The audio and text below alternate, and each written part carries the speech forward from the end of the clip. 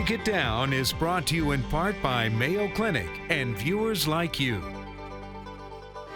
Xavier Gutierrez, thank you for joining us to break down the value that sports franchises bring to cities.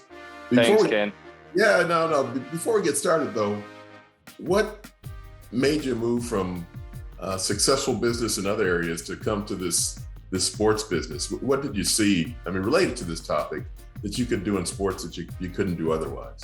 It's a very good question, and I think it really starts with Alex Morello, the owner of the Arizona Coyotes, who's a longtime friend, business partner. We actually own a bank together in California, and whose investment firm I used to lead. And when he became the first Latino owner in the NHL, he started having conversations with me. And the one conversation that really resonated, and at the time I was a partner at a private equity firm in California, working with my roommate actually from Stanford, your alma mater there.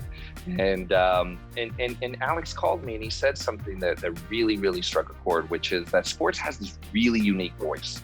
And it's a really unique platform to make a difference in people's lives. And it really has the ability for you to be a bridge between communities, to bring people together, to create dialogue and create hope and bring joy. And really, that is what we've been focused on, right? Leveraging the power of sports to make a difference in people's lives. And, as he told me, I don't know how to skate. He doesn't know how to skate. We're learning. So the point being is that, we can't control per se what we do on the ice to bring a Stanley Cup to Arizona, but we can dictate what our organization's going to stand for. And what he really wanted to focus on, and where he really gave me this insight and this opportunity, was to position it as an agent for change and for impact. And so that's what I talk a lot about, is sports as impact. No, that's great. And going from fan to being involved in the leadership of a team, and then coming to the Valley in the way that you did with somebody you've done business with previously, what kinds of things are underway with the Coyotes in terms of what's going on now and what might we see in the future? Sure. Well, listen, the business plan really is tied around three main goals, which is to, again, focus on impact and embracing our role as a community leader and as a business leader. And I'm very, very focused on that, as you know, Ken, is really embracing the fact that we are business folks that are coming in and saying, how can we make a difference? How can we leverage our voice? How can we leverage our players, our coaches? How can we give opportunities to folks that may not have opportunities to be part of professional sports or be associated with an organization? And how can we look out into this community and say, we're present, we're here, we're going to intentionally be part of making it better? So it's really impact. The second is inclusion. And that's very near and dear to my heart. And to me, inclusion is both bringing diverse voices to the seat of decision-making and authority. And it's also really including the entire community into what we're doing, and to go to places that are non-traditional, not only hockey communities, but sports communities. And so my outreach out to these growth cohorts, as I call them, right? The young, the female, the diverse, the tech savvy, the purpose-driven cohorts is very, very much centered to our business plan. And then finally, being innovative. And, one of our partnerships is with ASU, and in terms of our venture challenge with the organization, with the university, coming together to say, hey, we're a business enterprise. How can we be the best business enterprise? By embracing technology, by embracing new modes of operating, and really being at the forefront and being best in class and thinking differently. So that's really those three key pillars that we think about a lot when it comes to our business plan. And Javier, you mentioned in that the players.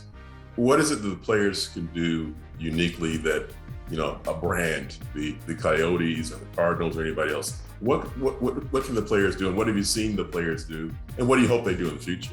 Sure. Well, the NHL, I think, is really in ascendancy. It's really doing things for the first time that it hasn't done before, including branding its players. This has been a sport historically that's been all about the team, right? It's been all about what does the team and the organization do, and it really has it highlighted these incredible individuals that are really, really wonderful men who have incredible stories, many of them immigrants. I always point this out. This is a very, very highly populated immigrant sport. And so for us, what we're seeing with the NHL is the players are starting to create their own identities and their own brands and creating their own voices as well. What we hope to do is really support them in that journey, not only professionally, but philanthropically, and really come to them and say, hey, what impact do you want to make? What are the things that are your passions? And how can we as an organization support that with you? And both, business-wise, whether it's fashion or culture or music or art. We had a player who, our most popular story last year was that he was a coffee aficionado, and he would go to coffee shops, underground coffee shops in every city that he would travel to. And, those are the types of stories we want to get out and we want to highlight. And, it's those little things that create that human contact and engagement and relationship. And then obviously creating a platform for them to have their own voice about the things they're passionate about.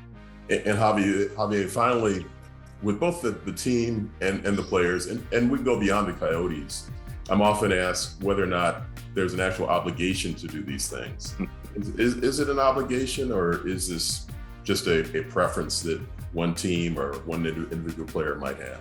Well, I try to delineate between what an organization needs to be doing and what players need to be doing. I think players need to come to it at their own, right? They have to have the voice that they want to have, and it's really difficult for us to impose that on them, but we can certainly give them the platform to do that.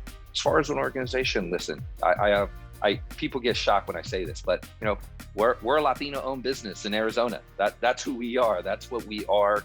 And with all that comes a sense of engagement into the issues that are important to this community, whether it's issues such as access to economic opportunity and working with a business like ours to enhance their business. And that's something that I'm very proud of, that we've reached out into, women-owned, minority-owned, diverse-owned businesses and said, you can partner with us and we can help give you best practices. So for us as an organization, we embrace our role as a community leader, then we are engaged in the issues that are important to this community. And it doesn't necessarily mean that we're the policymakers or we're the legislators or we're the ones that are going to come up with the answers, but we have the opportunity to convene and to create dialogue and create understanding.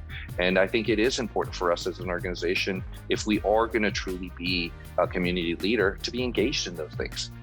That's great. Xavier Gutierrez, thank you for breaking down for us the value the sports franchise brings to a community. Thank you. Thanks so much, Ken. Take care.